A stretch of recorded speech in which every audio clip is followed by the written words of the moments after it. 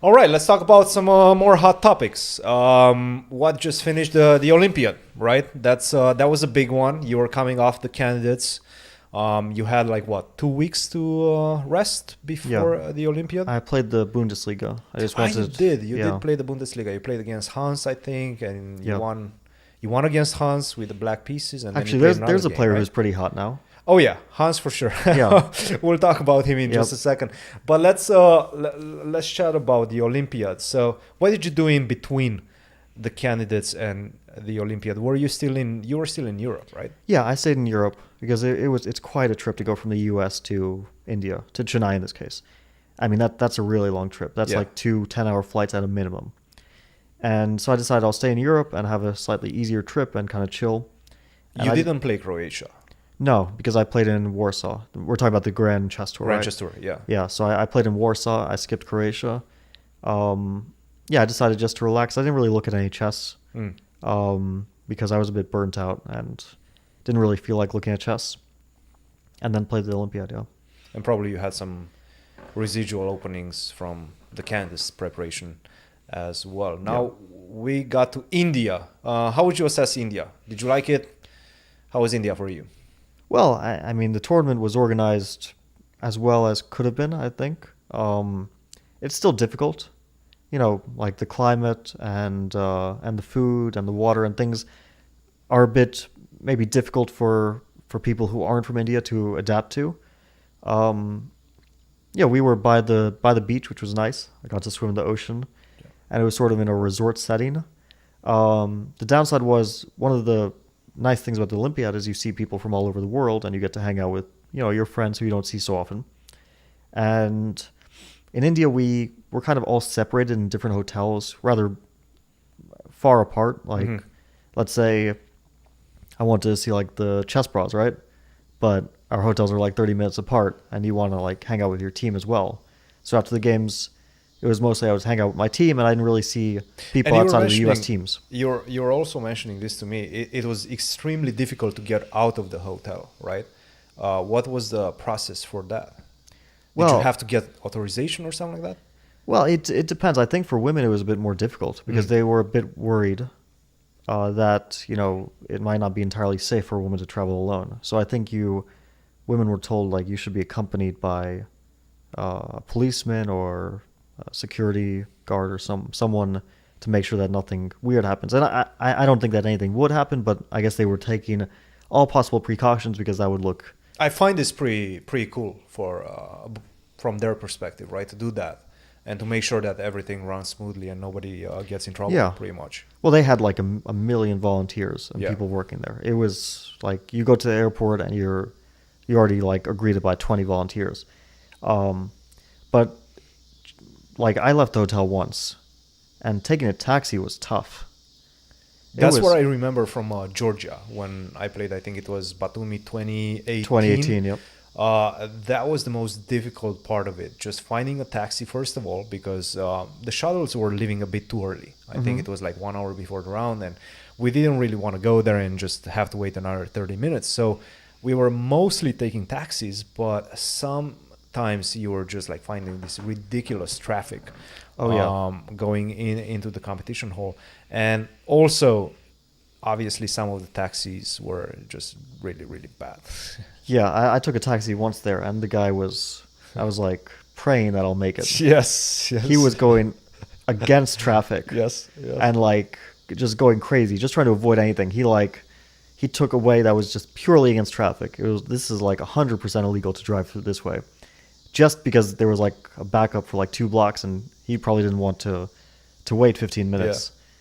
I mean, in the U.S. you just put the meter on and you enjoy your extra whatever. But I kind of appreciated it. Like, okay, you really want to get me to where I'm going. Yeah. Yeah, in the fastest time. But in India it was different. Like, there was no traffic. When I from what I saw. But it's a bit crazy, right? Did they have some sort of like how do they call it? Like a green something? Green corridor Well, for like chess players? I think they had special corridors open maybe, but also we weren't really in the city. We were kind of remote. We were in like resort areas and places closer to the coast. and so I think we were avoiding the main traffic. How far was the playing hole? Depends. From us, it was about 10 minutes, which 10 was very minutes. convenient. But for some people, it was like half an hour, which is kind of annoying because you have to leave quite significantly earlier to make sure that you don't lose the game and the match and everything. At the same time, that's pretty much every single Olympiad. Usually, Yeah. yeah. Like, well, my first Olympiad in Dresden, we had to travel an hour every day, Yeah. and that was pretty rough. But there were also people like right next to the plane hall who just walked across their hotel. Their hotel's there, and the plane hall's there. But yeah, getting back to Chennai, getting a taxi was tough because there was like so much paperwork. It's like you order a taxi, and then first of all, like 10 people arrange this, and then you have to like fill out forms. And Was there somebody in your team or in the U.S. delegation that was handling everything? well, I mean, our captain was handling some logistical stuff, but also I think, I think John Donaldson, our captain, was handling most of the logistical stuff. Also, I think Robert Hess, our coach, took some of the burden of that because there's quite a lot of things to handle, and for one guy, it might be kind of difficult to arrange it all. But yeah, I mean, overall, aside from our performance, it was a relatively enjoyable Olympiad. Yeah, I mean, we were such. If we had performed decently well, we would have done very well, but just didn't work out at all. Yeah, it felt that way, right? Because going into the event, I think you guys were something along the lines of like 70 rating points favorites, right? Over the next one, which I think it was India. Yeah. When did you feel like things are just not going your way? Well, like personally, from the very first game I played, I was like, something's off with my play. Yeah. It was just very strange. It was like, first round I'm white, I'm playing someone who I'm normally a heavy favorite against, and I'm just playing the most, like, cowardly chess. Who was that against? We were playing against Paraguay, so I was playing a very good player, Axel Bachmann. Yeah. A really talented guy. He used to be closest to 2,700, I think. Yeah, I think he was high 2600s. Yeah. I mean, he kind of retired or semi-retired and lost a lot of his rating. Hey, he's still a very good player. But normally speaking, white, I should at least be putting heavy pressure on him. And it just didn't, like... I mean, I was slightly worse with white at some point. I remember that, yeah. It was just a kind of...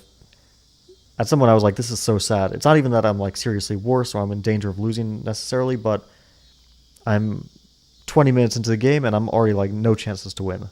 And that also looks bad for the rest of the team because they're, like, looking at the first board and you expect at least... You're the leader of the team, you have to... Yeah, especially with white, right? You expect some, like, some good stuff to go on with the whites and the blacks played solidly. Yeah. So, yeah, and then that just, like, continued, and at the end I gained a bit of momentum. I started to play a few decent games in the last 2-3 rounds. But overall, and, you know, our best performer was Wesley. Mm-hmm. He played his level, which is a very high level, and he didn't lose any games, and he won a bunch. But he was the only one who was in shape. And it wasn't even like he was in the best shape of his life. He was just at his normal good level. But the rest of us were just struggling a lot. And even so, even with you guys struggling, I still felt all the way until the match with Armenia, I think, that you were within contention. You were within striking distance to actually win the tournament. That game, that match with Armenia, obviously you had some problems as well. And then Sam Shanklin, in the last few seconds, right? A draw would have won the match. Well, this was a crazy match because, I mean, I take a lot of blame for this match because I had a good position against Gabi Sargsyan. You were white or black? I was black. You were black. But I had an excellent position and it was very safe. I had plenty of time and it was at least a solid advantage. Maybe not a big one. If I'd played like very accurately, it could have turned into a big one. But this is like a risk-free edge. And then I just started to make mistake after mistake and like everything fell apart. Once I got worse, I didn't defend at all. And that was sort of the theme of my tournament is that once I was getting worse, my defensive skills were non-existent. And so that was one problem, and a major one. Because if I had drawn that game, I think, or won that game, then we would have won the match. That's just it. Because it was like Wesley had a crazy game on board 2. He was basically lost out of the opening, and then it went from lost to game over, like he's winning, in one move. His opponent made one move in the opening, and it went from he's basically winning to Wesley wins instantly. And this was just shocking. I mean, it was also a really beautiful tactic. Like with the queen sacrifice and mate with the king going to f3, black's king going to f3 in the middle game. Yeah, I remember that. Just really beautiful tactic. allowing So rook takes c4. Yeah. at that moment, I was super happy because I see he's winning. Like he's 100% going to win after he played rook takes e4. I have a good position. Everything looks fine. I mean, Sam is in a complicated position at that point. Dominguez was winning as well at that point, right? Or was it Well, Lenier won. Lenier won? Lenier won the game. He won Yeah. with black. He had a good position out of the opening, but it looked like a mess. So let's say that one was hard to judge. But yeah, we're winning or better, totally winning one game. Lenier looks like he has a good position. I have a good position. Sam is unclear. I lose. Lenier starts to win, which is a good thing. And then Sam is good. Like his game is going downhill. But then, like miraculously, he's about to draw the game. And Were you still at the playing hall at that point? Or no, were you back I in went your back. hotel room? So we were watching the game with the team. in And somebody's room? Like what was the setup? I can't even remember whose room we were in. But somebody's room. We were in someone's room. We were watching the game in a group. And each moment it was like, he's losing. The Oh, bar he's was drawing. going like It's this, like they were in time trouble, so I understand. Like, and then suddenly it's like the game is about to be over. It's queen, pawn, and bishop. His opponent has that against queen, 2 pawns, and king. And he's about to eliminate black's last pawn. And queen against queen and bishop is just a draw. It's a draw, yeah. There's not much there. Yeah. And Sam has about 2 minutes left with increment. Plenty of time. And the guy moves his queen. And Sam just instantly grabs his king. And like we didn't even know at the time because we just saw like the guy moves his queen and then it showed 0-1. And it's like, So you weren't watching the video? no, we were watching like Video feed. just the board. Just the board. And it was like, this doesn't make any sense. Did he lose on time? And so then we like tune into the feed and the commentators are also like, what just happened? And then we see that, yeah, Sam thought he was going to give a check and then his king move was forced. But instead his opponent didn't give a check. He moved the queen just 1 square away from the check. But the guy hadn't like released the queen on the square yet. So basically Sam pre-moved Yeah. over the board. Yeah.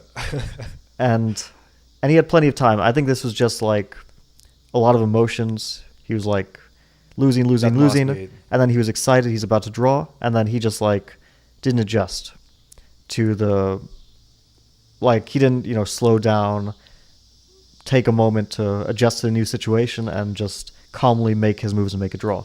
So that was like, what a weird way to not win that match. What are the usual feelings you get whenever you're in those type of situations? Like, the result, the natural result of the game, and what would that accomplish for the team? What are the emotions at that point? I mean, I can't say I was happy at all. Like, I thought, okay, we're about to win the match, and that's good, but I can't say I was happy because I'm still playing like shit. Right. And I lost my game, and the whole tournament has been a disaster for me. And I can't like distance myself completely from my personal results. Of course, personally, Even though you're losing so many rating points at that level, yeah, they're so difficult to but gain also like back. playing so badly, it doesn't make you happy. And even if the team would have been doing well if we had won that, still doesn't like feel great from a personal point of view. But at least it's something. At least it like gives you motivation. Like, okay, let's keep going. Try to stop the bleeding personally so that the team can do well. But yeah, once everything's going wrong, you're like, just, there's not much hope. Even if I somehow pull it together, and that's not clear that it will happen, we're still not really in contention for anything, it seems. Or maybe we were, even in the last round, like maybe we had a chance at... It did feel... Well, okay. If we had won the match. Very unlikely, right? If we had won the You guys have match. to win the match, but all the results have to go your way, basically. Well, for bronze, not everything had to go our way. For bronze, yes. Yeah. And that would have been But for something. gold? No, for gold, it was like I think you were still... God would have to come down from heaven Right. and stop those bullets for us to make gold. Like we weren't thinking about that, but for bronze, we were thinking, okay, we have a shot at this, and it's something. Like Yeah, of it's a course. medal. Of course. If we had won that match, but we didn't win the match. It was close. We maybe had some chances to win it, but finally the last match was a draw. Even if we had won, we wouldn't have made it because the other things didn't go in our favor. But yeah, overall, pretty huge disappointment for us.